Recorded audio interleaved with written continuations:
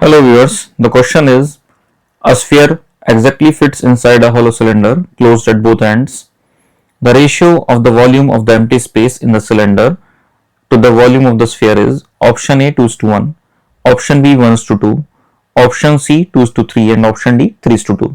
तो यहाँ कहा गया है कि एक स्फीयर जो है एक हॉलो सिलेंडर के इनसाइड रखा हुआ है और इसे एग्जैक्टली फिट करता है। एग्जैक्टली फिट करने का मतलब ये है कि इसके जो डिफरेंट एजेस कह लें हम या इसके जो पॉइंट्स हैं स्फीयर के वो टच करते हैं at the points of a cylinder. Cylinder के इन पॉइंट्स को टच करते हैं। फॉर एग्जांपल जैसे आप देख रहे हैं दिस पॉइंट, जिसे नाम देते हैं सपोज ए, ऐसे ये पॉइंट सपोज बी, ऐसे ये पॉइंट सपोज सी एंड ऐसे ये पॉइंट सपोज डी।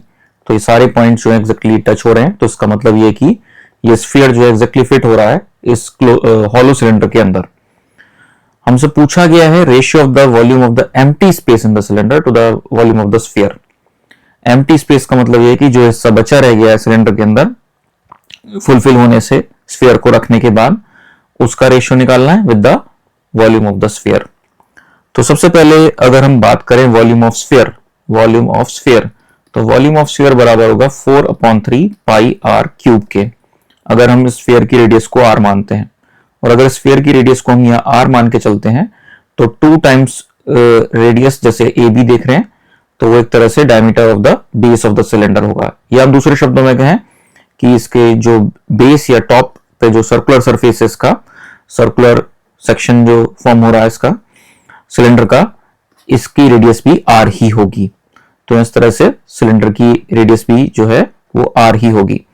अगर हाइट की बात की जाए इस पर्टिकुलर सिलेंडर के, तो हाइट आप ध्यान से देख सकते हैं यहाँ पे, height is same as the diameter of the sphere.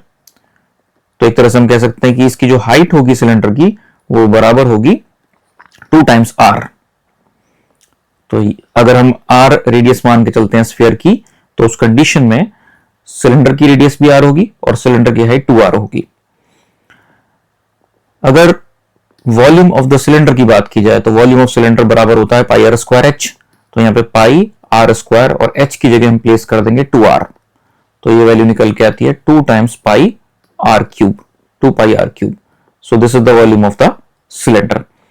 तो अगर हम बात करें एम्प्टी स्पेस की, volume of the empty space, तो बराबर होगा volume of the cylinder minus volume of the sphere, यानी कि 2 pi r cube minus 4/3 pi r cube, 4/3 pi r cube.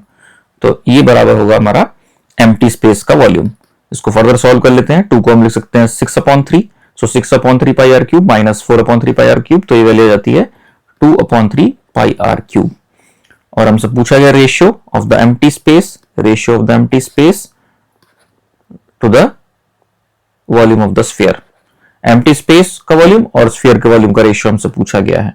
तो ये बराबर हो जाएगा 2/3 pi r cube upon 4/3 pi r cube. तो यहाँ पाई आर क्यूब से pi r cube cancel out हो गया, 3 से 3 कैंसिल आउट हो गया, 2/4 इज 1/2। तो इस तरह से हम कह सकते हैं कि ये रेशियो यानी कि वॉल्यूम ऑफ एम्प्टी स्पेस और स्फीयर का जो वॉल्यूम का रेशियो होगा वो 1:2 होगा। तो यहाँ ऑप्शन बी हमारा करेक्ट ऑप्शन होगा।